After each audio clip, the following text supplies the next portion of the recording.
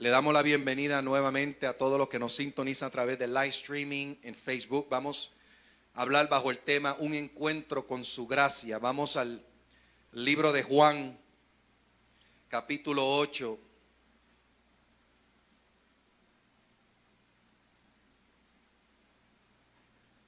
Y vamos a leer del 1 en adelante.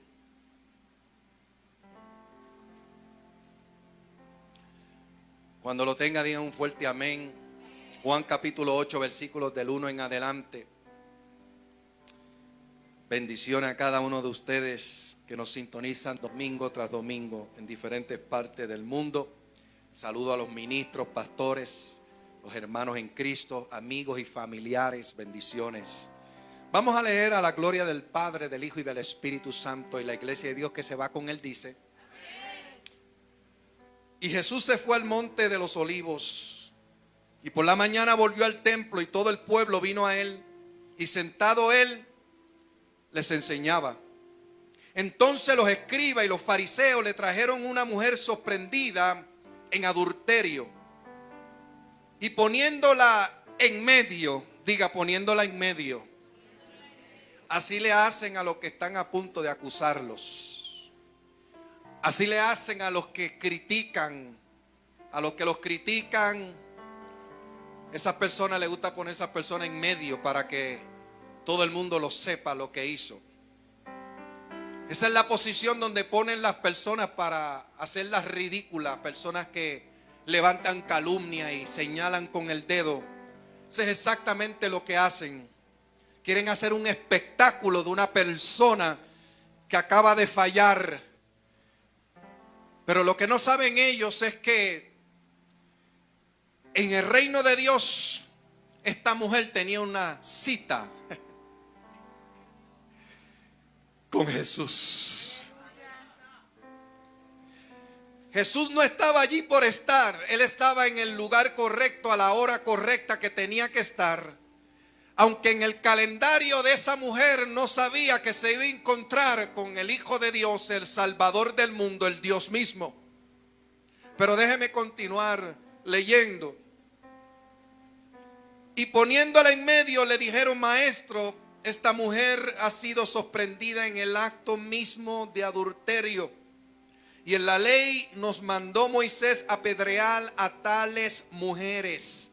A tales mujeres. Tú pues, ¿qué dices? Mas esto decían tentándolo para poder acusarle. Pero Jesús, inclinando hacia el suelo, escribía en tierra con el dedo. Y como insistieron en preguntarle, se enderezó y les dijo: El que de vosotros esté sin pecado sea el primero en arrojar la piedra contra ella. E inclinándose de nuevo hacia el suelo, siguió escribiendo en tierra. Pero ellos, al oír esto, acusados por su conciencia, salían uno a uno, comenzando desde los más viejos hasta los más postreros, los más jóvenes. Y quedó solo Jesús y la mujer que estaba en medio. ¿Con quiénes se quedaron? Jesús y la mujer adúltera. Ni el nombre aparece. Enderezándose Jesús y no viendo a nadie sino a la mujer, le dijo: Mujer, ¿dónde están los que te acusaban?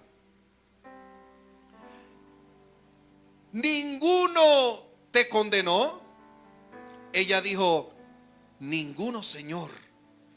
Entonces Jesús le dijo: Ni yo te condeno.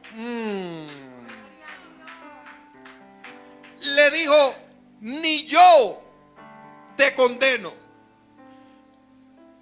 ¿Y por qué él dijo ni yo te condeno? Porque Juan 3:17, no 16, dice que Dios no envió a su Hijo a condenar al mundo, sino a salvarlo por él.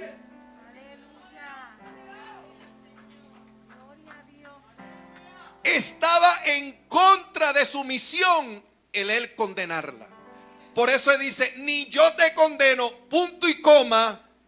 Y le dice, vete, coma, y no peques más. Ni yo te condeno, punto y coma, vete, coma, y no peques más. Repita conmigo esta oración. Señor mi Dios, habla mi vida hoy a través de tu palabra. Revélala a través de tu espíritu. Oiré y aplicaré los principios que aprenda hoy.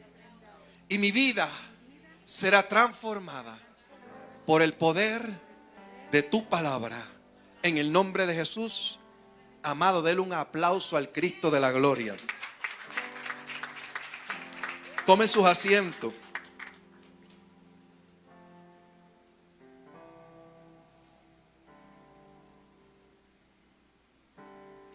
Un encuentro con su gracia. ¿Sabe por qué usted y yo estamos aquí sentados? Porque tuvimos un encuentro con la gracia de Dios a través de Jesús, que proveyó esa gracia a través de su sacrificio, muerte y resurrección, y está a la diestra del Padre. La salvación es recibida gratuitamente, pero alguien pagó un precio para ofrecerla.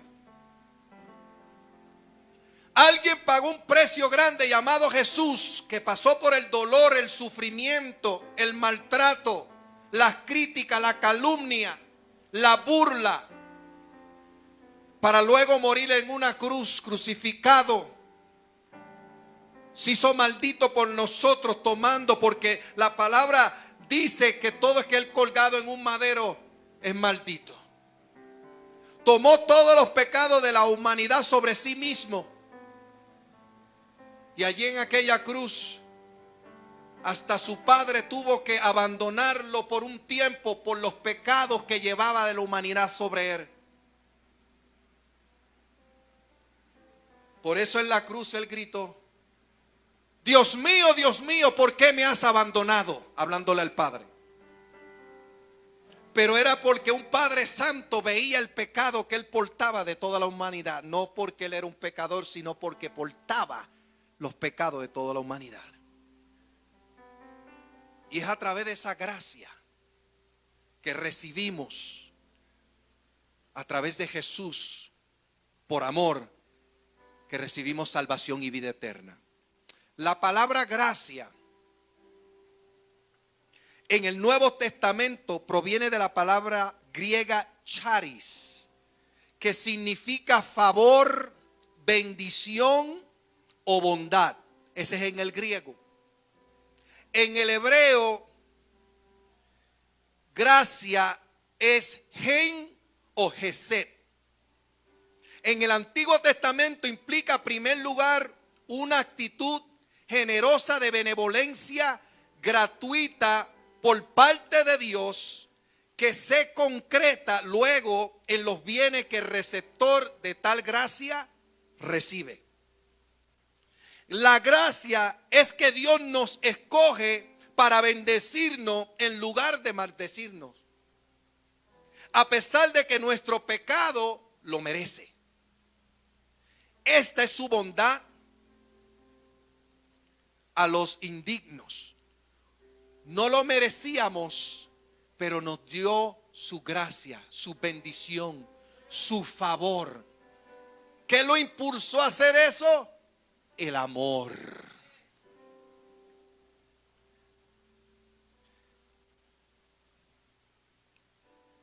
Hablando de esta mujer que dice la palabra del Señor, que los escribas y los fariseos, los que conocían la ley y los que interpretaban y enseñaban la ley, dice que trajeron una mujer sorprendida en el mismo acto de adulterio. Pero conociendo ellos el Torá, los 5 libros del Antiguo Testamento, conociendo ellos la palabra, enseñando la palabra, explicando la palabra, ellos eran radicales. De tal manera que conociendo un Dios de misericordia y compasión, se les olvidó mostrar misericordia y compasión. Ellos fueron estrictamente a la condena por la decisión que ella tomó. Me llama la atención que cuando ellos traen a esta mujer a Jesús, y yo vuelvo y repito que para mí, sabiendo que Dios conoce todas las cosas, Jesús tenía en el calendario esa cita con esta mujer que estaba atravesando esta condición. Porque la gracia te hace saber que eres un pecador que puede ser perdonado a través de Jesús. La gracia te hace saber, oye, tú no mereces este perdón por tu pecado, pero te voy a dar el perdón porque te amo. Traen a esta mujer y lo ponen en el mismo medio donde estaba Jesús. Todo era para tentar, para ver qué iba a hacer Jesús en esta situación, porque la ley indicaba que había un proceso con personas que fuesen encontrados en adulterio. Había un proceso, y el proceso era llevar a esta persona a la muerte. Ahora tenemos que entender que bajo la ley habían unas medidas estrictas, unas leyes que Dios le había dado a Moisés para que Moisés le diera al pueblo. Pero estas leyes eran para mantener disciplina y orden. Porque donde no hay disciplina y orden, el pecado se propaga. Es como un virus.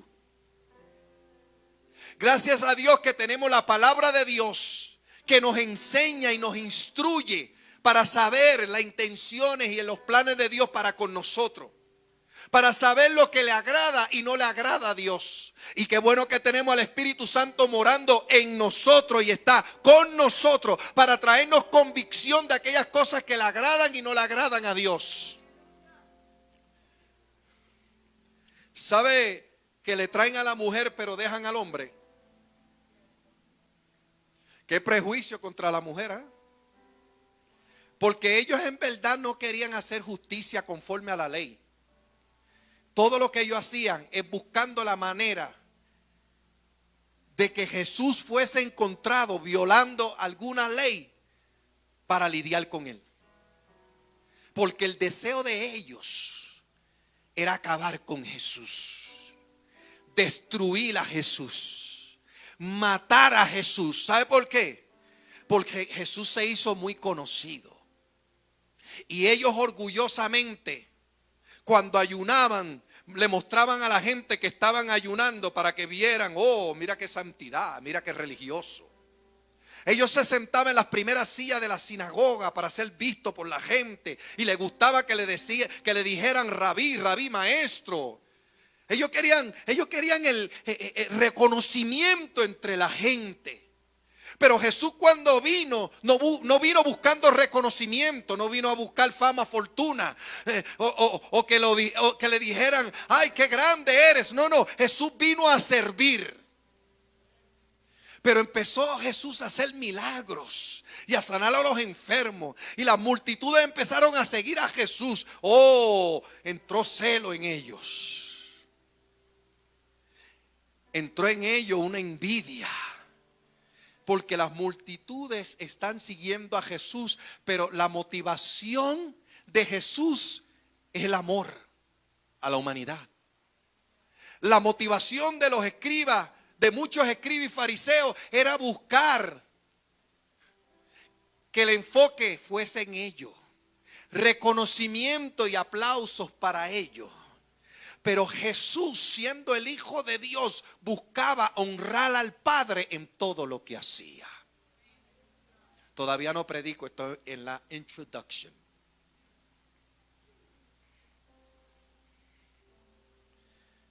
¿Sabe lo que decía o dice? El libro de Levíticos capítulo 20 versículo 10 dice: si un hombre comete adulterio con la mujer de otro hombre, el adúltero y la adúltera serán ciertamente muertos. O sea, han de morir. ¿Qué dice las leyes que tenía establecida el pueblo de Israel? El adúltero y la adúltera ciertamente han de morir. ¿Y por qué le trajeron la adúltera y dejaron el adúltero? ¿Por qué no trajeron el adúltero si ellos mismos con su boca dijeron, la hemos encontrado en el mismo acto de adulterio? Pues estaban los dos ahí. Porque los encontraron en el mismo acto de adulterio. Ellos no dijeron, me dijeron a mí que ella estaba cometiendo adulterio. No, no. Ellos lo encontraron en el mismo acto. Al hombre lo dejaron ir y trajeron a la mujer. Prejuiciosos. Ellos no andaban buscando hacer justicia a la ley para obedecer a Dios. Ellos estaban usando la ley para ver si hacían tropezar a Jesús. Paréntesis, la palabra de Dios no se usa para nosotros tirarle a la gente, herirlo y humillarlo. Ya estoy calentando. Más oxígeno.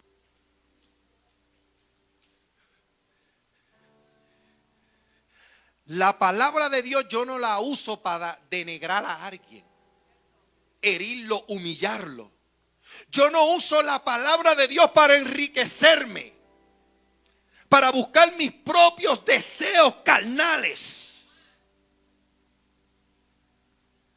Yo uso la palabra para enseñar. Y yo dejo que el Espíritu Santo use esa palabra que yo prediqué y empiece a tocar el corazón herido. El corazón que se siente caído. El corazón que se siente con tristeza.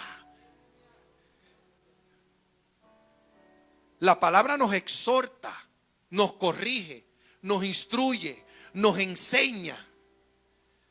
Pero la palabra no es para que el ser humano la use para su propio provecho personal, carnal, para buscar algo personalmente para él. Así que ellos estaban usando la ley no correctamente. O sea, que ellos llevan una mujer que violó la ley, pero ellos la están violando porque la ley estipula que tienen que traer a los dos y ellos trajeron a uno cuando ellos dijeron que la encontraron en el mismo acto. Aquí hay un problema. Los mismos que enseñan y instruyen la ley la están violando y ahora están llevando a esta mujer para acusarla cuando ellos están rompiendo la ley.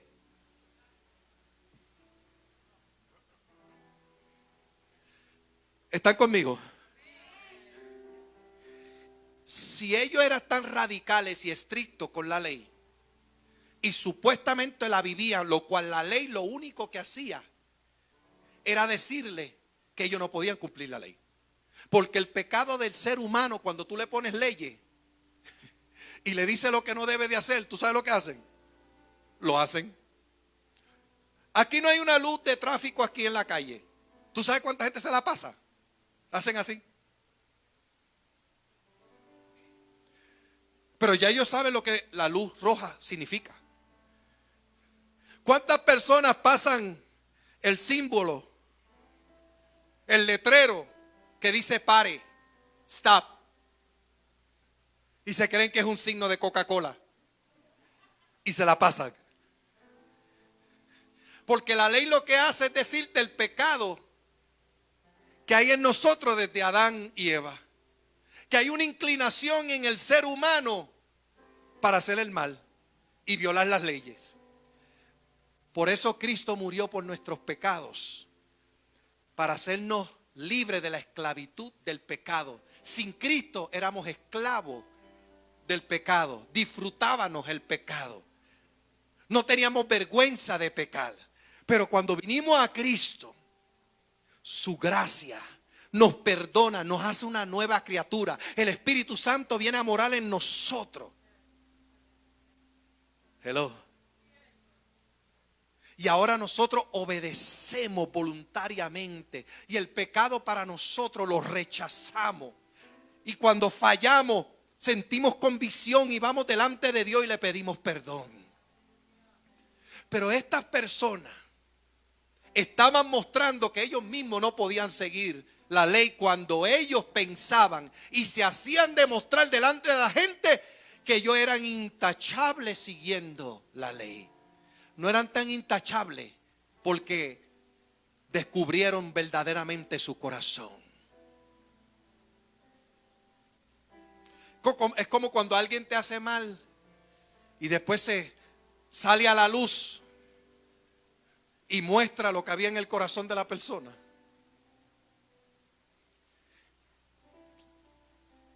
El libro de Levítico decía, capítulo 20, versículo 10, que tenían que traer la adúltera y el adúltero, pero trajeron la adúltera. Y ahora la ponen frente a Jesús, los mismos que acaban de romper la ley, porque no hicieron conforme a lo que tenían que hacer estrictamente. Ahora vienen a acusar. Qué tristeza cuando Dios nos ha perdonado tanto y muchas personas se convierten en personas radicales que siempre andan con el dedo apuntando. Se olvidaron que fue la gracia de Dios que los perdonó. Fue la gracia de Dios que le dio una nueva oportunidad. Fue una gracia de Dios que le dio un nuevo comienzo. Qué tristeza cuando no entendemos la gracia. Y cuando no entendemos la gracia y los beneficios de la gracia, es fácil para nosotros apuntar con un dedo y acusar y hablar mal, y nos olvidamos que por eso la palabra nos enseña a dar por gracia lo que por gracia tú has recibido. Yo recibí misericordia, pues misericordia yo debo dar al caído, al dolido, al sufrido, al que ha fallado. Yo no debo alegrarme que un pastor haya fallado y caído en pecado. No. La gracia que yo recibí me hace decir, debo orar por él porque él merece misericordia para que el Señor lo vuelva a levantar. Pero la ley dice, condénalo. Gracias a Dios que no estamos bajo el viejo pacto, el antiguo pacto, estamos bajo el nuevo pacto, el pacto de la gracia, de la misericordia y del amor de Dios. Para esta mujer lo que parecía una vergüenza por su pecado se iba a convertir en un encuentro con la gracia de Dios. Porque los escribas y los fariseos representaban la ley, pero Jesús representa, diga, la gracia. El más grande error de ellos fue confrontar la gracia siendo ellos la ley. Los escribas y fariseos en aquel momento se estaba un debate donde la gracia y la ley se iban a encontrar. Y cada vez que la gracia se encuentra con la ley, la gracia siempre permanece, porque la gracia es representación de Jesús y de lo que Él hizo por toda la humanidad, muriendo por los pecados de todo, para que todo el que en Él crea no se pierda, mas tenga vida eterna, tenga otra oportunidad. Porque 2 Corintios 5:17 dice que de modo que el que está en Cristo es una nueva criatura. Las cosas viejas pasaron, y aquí todas son hechas nuevas. La gracia te dice, hay algo nuevo. Oiga esto. Cuenta una reflexión que un hombre casado va a un lugar donde frecuentan las prostitutas y va al cuarto, lo llevan a su cuarto, y cuando entra la persona que abre el cuarto que iba a estar con él, la prostituta que iba a estar con él, se encuentra que con la que se encontró era su esposa. Y cuando se encuentra con su esposa, la toma por el cuello y hasta la estaba matando. La quería matar. Enseñanza. Tú querías matar a tu esposa porque estaba sirviendo como prostituta, pero tú te olvidas de tu propio pecado que era buscar prostituta. Haga conmigo. O sea, quería matar a la mujer porque la vio en prostitución. ¿Y a ti? O sea, lo que tú estabas haciendo era bueno, buscando prostituta. Qué reflexión. Cuando personas andan queriendo acusar a otros, cuando su closet está lleno de esqueletos. Ahora voy a empezar a predicar. Me quedan 15 minutos. ¿Se puede o no se puede? Sí, se puede. El doctor Ravi Zacharias, un filósofo cristiano, dijo, conocido a nivel mundial, que murió hace poco, un hombre de Dios, dijo: la santidad te parece bien para ti cuando te comparas con un pecador, pero la santidad no te parece bien cuando ella te confronta con tu pecado. I'm going to read this one more time. La santidad te parece bien para ti cuando te comparas con un pecador, pero la santidad no te parece bien cuando ella te confronta con tu pecado.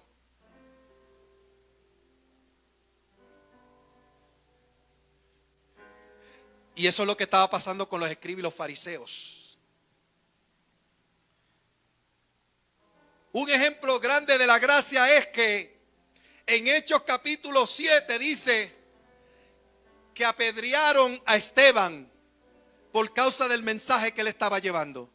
El mensaje de Jesús. Es Jesús resucitado.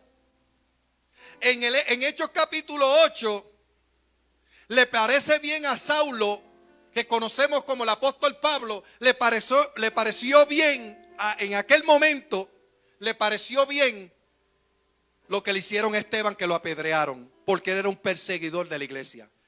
En el Hechos capítulo 7 apedrean a Esteban. En el Hechos capítulo 8, Saulo está celebrando la muerte de Esteban. Y en el capítulo de Hechos, capítulo 9, Jesús tiene un encuentro con Saulo, lo cual viene su transformación y lo hace uno de los más grandes apóstoles predicadores de la palabra. ¿Tú sabes lo que se llama eso? Gracia. La gracia de Dios, el mismo que estaba envuelto en el voto para apedrear a Esteban, es el mismo que Dios está mirando para salvarlo y hacer un instrumento de poder en sus manos. Eso es la gracia de Dios. Nosotros no podemos comprar la gracia de Dios. No podemos trabajar por ella. Lo único que podemos hacer es recibirla por fe. Recibir el perdón de Dios. Hay gente en la iglesia sintiéndose culpable. Y yo me pregunto, ¿acaso no conocen la gracia de Dios que te perdona y te levanta nuevamente? Hay gente que se siente, yo me voy para el infierno. Te olvidaste que la gracia de Dios te salvó. Yo cometí un error. Te olvidaste que la gracia de Dios te da una nueva oportunidad. Yo he fallado, yo he caído tan bajo. Te olvidaste que la gracia de Dios extiende la mano de Dios para levantarte otra vez. Alabado sea Dios. La gracia de Dios es la que me tiene de pie. Hermano, yo nunca pensé que el oxígeno importaba. ¿Cuántos de ustedes se ponen a pensar en el oxígeno? Ninguno. Hasta que le falta. Yo nunca oré diciendo, Señor, gracias por tu oxígeno. Pero cuando me enfermé con estos síntomas del coronavirus, que yo andaba buscando aire y no me podía mover. Yo dije, wow, qué importante es el oxígeno. Le encontré tan importante que ahora cargo un tanque de oxígeno en un bultito bien bonito. Es como el templo. El templo no pareció importante hasta que nos alejaron del templo. La comunión de los hermanos no fue tan importante hasta que cerraron los templos. Y dijimos, después de 2 meses, yo quiero ir al templo. Pero mientras tanto no nos parecía muy importante. Pero hay gente ahora corriendo para los templos. Yo quiero que se abra el templo.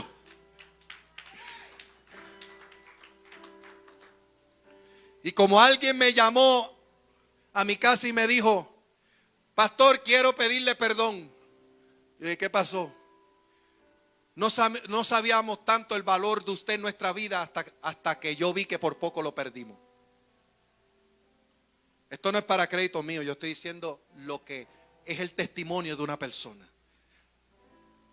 Cuando sentí que lo íbamos a perder, me di de cuenta del valor suyo y todas las predicaciones que usted nos ha enseñado.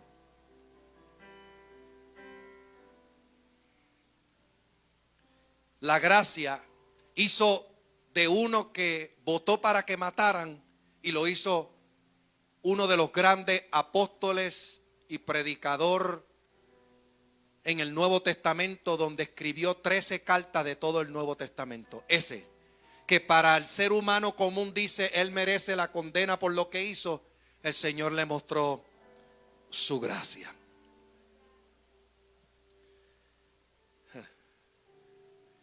Usted no se dio de cuenta que por gracia estamos aquí congregados. Y ahora tiene que usted registrarse para poder entrar al templo, porque nos dan un número limitado de las personas que podemos tener. Mire, ¿cuándo en su vida usted pensó que usted se iba a tener que registrar para entrar al templo? ¿Cuándo usted pensó en su vida que usted iba a estar en el templo todos como el zorro enmascarado?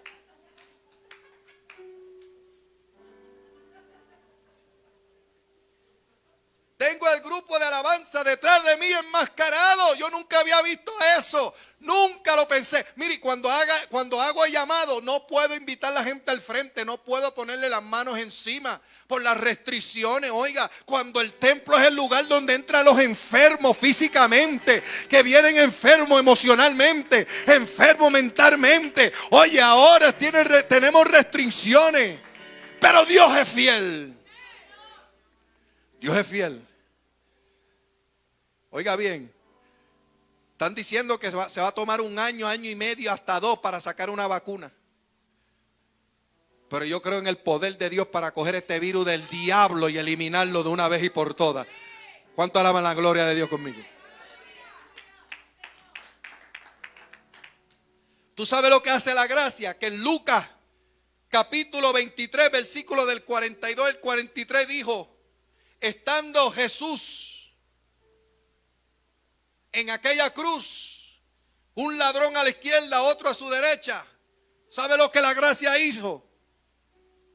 Que uno de ellos se convence del que está ahí al lado del crucificado y le dice: acuérdate de mí cuando vengas en tu reino. Y entonces Jesús, que representa la gracia, le dijo, él siendo condenado ahí por lo que había hecho, estando allí mismo, siendo condenado en aquella cruz, en ese momento específico, que él miró a Jesús y le dijo: acuérdate de mí. Qué bueno saber que cuando yo fallo le puedo decir: Jesús, acuérdate de mí.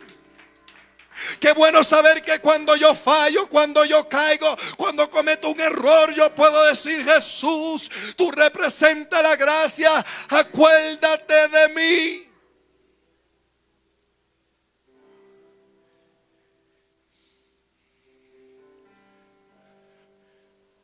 Un minutito para que fluya el oxígeno. El corazón empieza a latir fuerte, y eso que no estoy corriendo ni caminando. Por las restricciones, no por otra cosa, por las restricciones, porque tengo aquí como 10 pies. 10 pies de cuerda para el oxígeno que me da para correr por ahí. Qué bueno saber que podemos decir: Jesús, en medio de mi problema, acuérdate de mí. En medio de mi crisis, acuérdate de mí. En medio de mi dolor, acuérdate de mí. Jesús siempre mostrará su gracia en medio de tu situación adversa. Acuérdate de mí cuando vengas en tu reino. Entonces Jesús le dijo, de cierto, de cierto te digo, que hoy, te digo que hoy no vas a ir solo. Hoy estarás conmigo. Hoy estarás conmigo en el paraíso. Usted se imagina esas palabras impactando la vida de ese ladrón en aquella cruz. Cómo cambió su actitud en aquel momento, a diferencia que el otro ladrón maldecía. Porque cuando tú reconoces quién eres y lo que has hecho y te rinde ante Jesús, Jesús te perdona, te levanta y te pone en lugares de altura. Hoy estarás conmigo en el paraíso. Lo llevó de estar en una cruz como ladrón a un lugar de privilegio. Eso es lo que hace la gracia de Dios. Habla 2 o 3 personas que adoran a Dios. Dios va a hacer cosas grandes contigo. Dios te va a levantar. Dios va a levantar tus hijos. Dios va a levantar tu casa. Dios va a levantar tu matrimonio. Dios va a levantar. Dios va a romper cadenas. Dios va a romper cadenas. Dios viene a hacer cosas maravillosas. Y a su nombre gloria. Y a su gloria más gloria.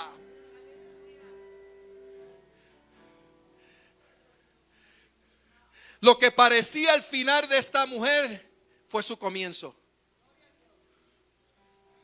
Lo que parecía que la tenía atada se iba a convertir aquel episodio en su libertad.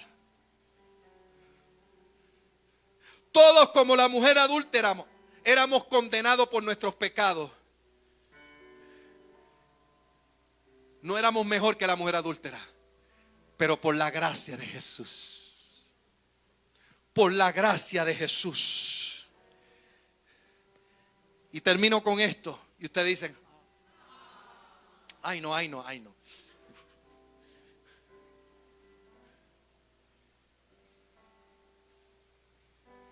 Póngase sobre sus pies. Tengo como 3 horas más de predicación, pero nos sujetamos a las restricciones.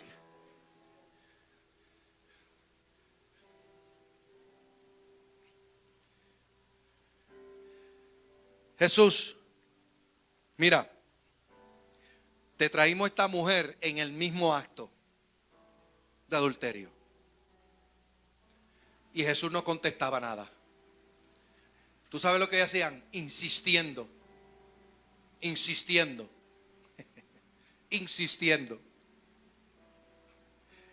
Insistieron tanto en acusar a aquella mujer. Cuidado con insistir en hacer daño a alguien, porque te vas a encontrar con una respuesta de parte de Dios.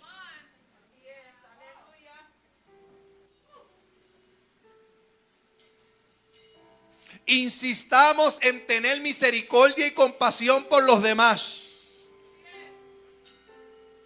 ¿Sabe lo que yo aprendí, mi hermana Lorena, mi hermano César? Que Dios no me dejó vivo para herir, dañar y maltratar a la gente, sino para darle una palabra de esperanza a la gente, que le diga: Dios tiene su misericordia extendida para todos. Vengan a mí todos los que están trabajados y cargados, dice Jesús, y yo os haré descansar.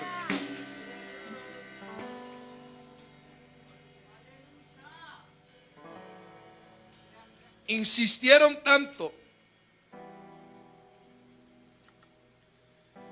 ¿Tú sabes cuánta gente se siente culpable por su pasado? Que no pueden moverse hacia el frente. Están estancados en su vida. Su matrimonio está estancado. Su vida está estancada. Personas que se sienten que no pueden moverse porque arrastran las cadenas del pecado, o de la acusación, o de lo que hicieron. Pero como decía la canción, cuando yo me crié en el camino del Señor, Cristo rompe las cadenas que ataban mi corazón. Le dice a ellos: mira, el que esté libre de pecado, que lance la primera piedra. Tanta su insistencia: lanza la primera piedra si estás libre de pecado.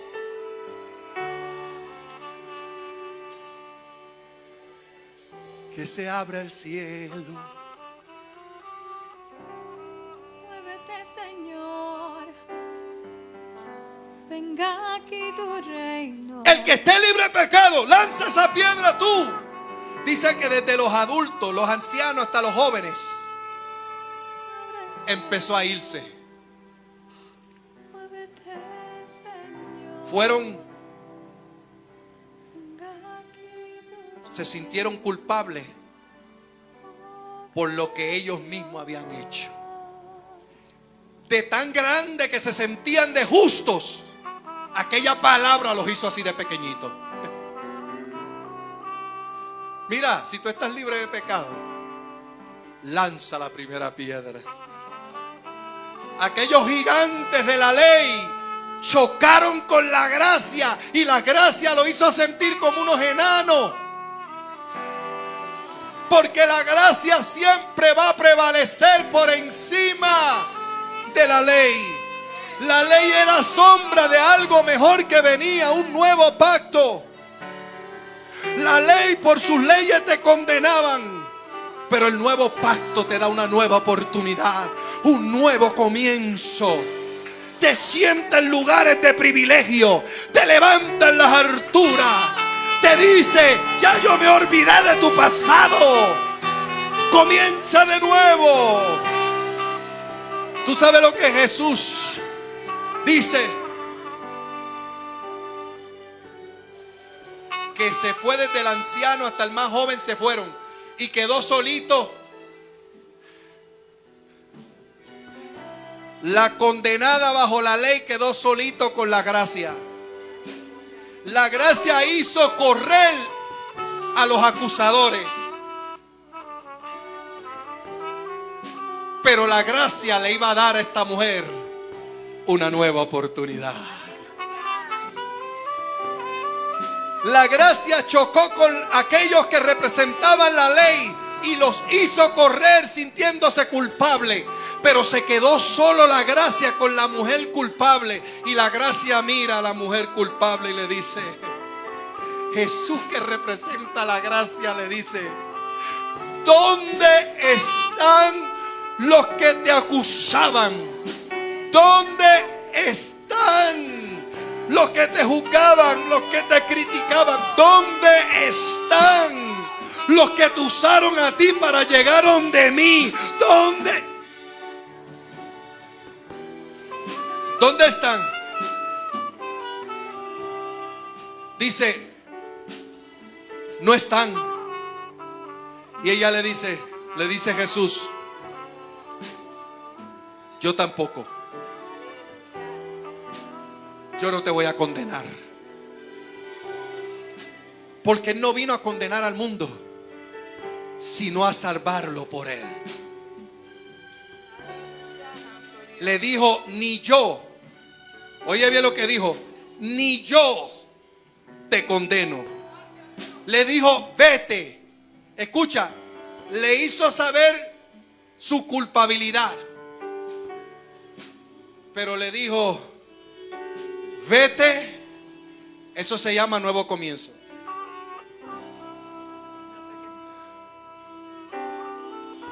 La gracia no te condena, la gracia te dice: vete. Eso es una puerta de oportunidad. Y después le dice: y no peques más.